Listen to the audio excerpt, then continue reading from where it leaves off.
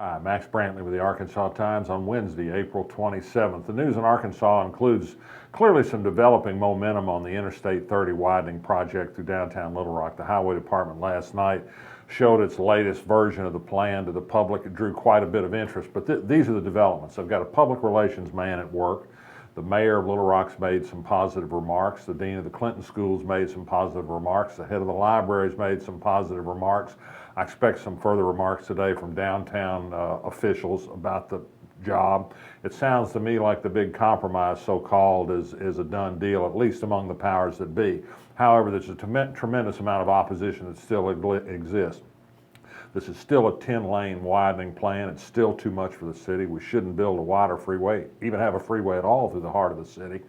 They haven't done an adequate traffic study. It seems like the city's consultant is thrown in with the highway department. They've made a very dishonest presentation last night by showing an outline of a plan for a beautiful park development over and around the freeway through town. The problem is there's no such plan for this in the highway department's plan, and there's not going to be. This is a pie-in-the-sky dream for which there is no money. We could wish for a city that would pay for these sorts of things if only they could, but they can't and they won't. So there's that. Architect Tom Fennell has also written us a letter explaining many of the shortcomings of this plan.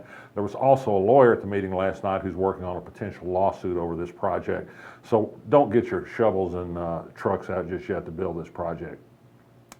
At the Capitol today, a senator who represents Benton and a legislator in the House who represents Mena are hard at work trying to kill the Capitol Zoning District Commission, which covers zoning in the historic neighborhoods around the Capitol and around the governor's mansion. This legislation arises because one or two people have gotten the ears of these people about not being happy about decisions made by this commission, which approves overwhelmingly the applications it gets, by the way. In the latest development, Senator Jeremy Hutchinson hopes to move this agency over to the Department of Arkansas Heritage and abolish the commission as an independent agency.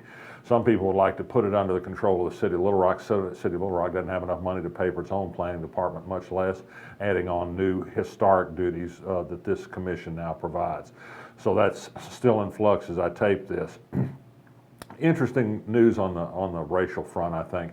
The Atlantic published a massive article about the persistence of segregation in Little Rock schools and the disparate treatment of schools in black and white neighborhoods and the flight to charter schools.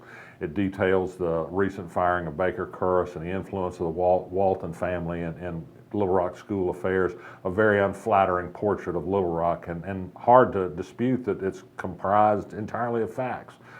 Bad public relations is always worse when it's true. Also on the racial front, in Fort Smith, several city directors said they ought to have a discussion about the diversity of the city workforce over there, and I'd say they were exactly right.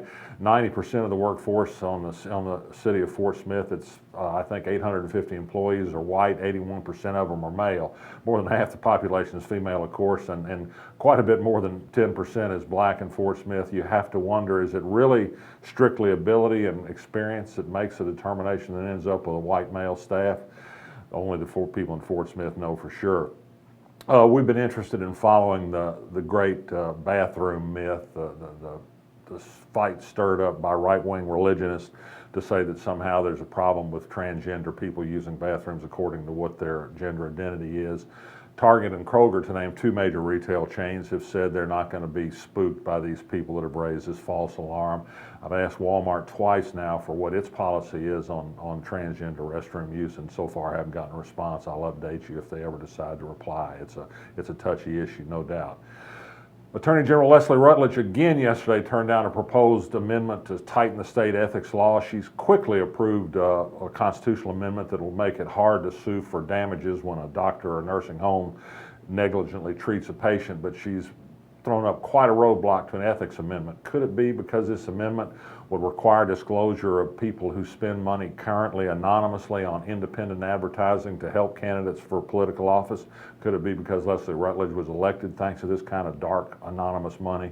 That would be cynical to suggest that, I suppose.